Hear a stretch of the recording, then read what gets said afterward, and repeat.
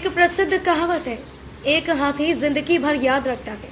इस कहावत के पीछे कारण है और हाथी के इस नन्हे बच्चे को बचाने गए बचाव दल के सदस्यों ने यह खुद अनुभव किया। एक हाथी का बच्चा गलती से एक गड्ढे में फिसल कर गिर गया था और डूबने की कगार पर था। चूंकि हाथी बेहद वफादार जानवर होते हैं, हाथियों का झुंड घटना स्थल पर ही बना रहा और 2 दिन तक बच्चे को तड़पता देखता रहा।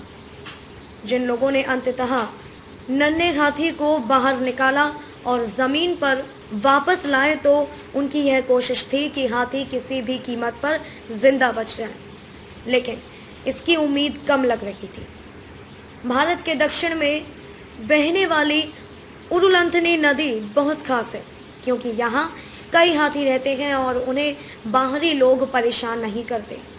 लेकिन इसका मतलब यह भी है कि यदि हाथियों को कुछ हो जाए तो उन्हें अपने भाग्य का ही सहारा होता है।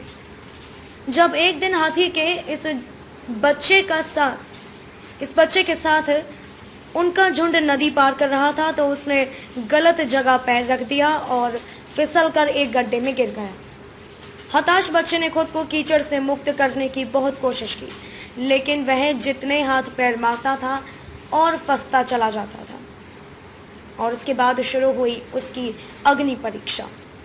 बेचारा नन्हा हाथी गड्ढे से बाहर निकलने की जितनी कोशिश करता था, मिट्टी में और गहरा धंसता जाता था। क्योंकि हाथी बहुत वफादार जानवर होते हैं और मृत्यु तक अपने परिवार के सदस्यों को नहीं छोड़ते, इसीलिए झुंड वहीं खड़ा रहा।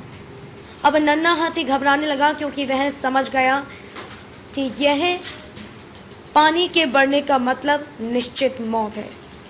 झुंड को भी यह समझ में आ गया था, पर हाथी इतने भारी भरकम थे कि नन्हे हाथी की मदद नहीं कर सकते थे, क्योंकि यदि वे ऐसा करने जाते तो खुद भी फिसल कर कीचड़ में फंस सकते थे।